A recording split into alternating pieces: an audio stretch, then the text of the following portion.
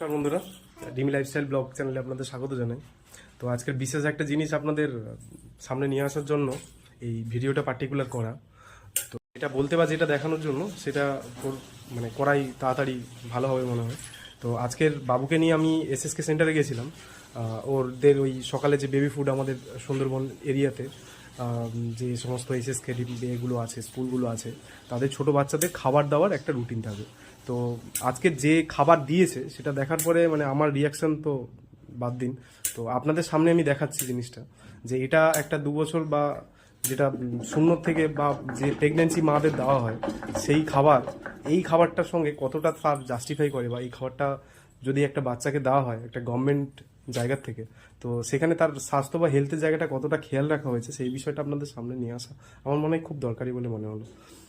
যাই হোক, আপনারা দেখুন। এই হচ্ছে ভাত, এই কেটলি নিয়ে গেছিলাম।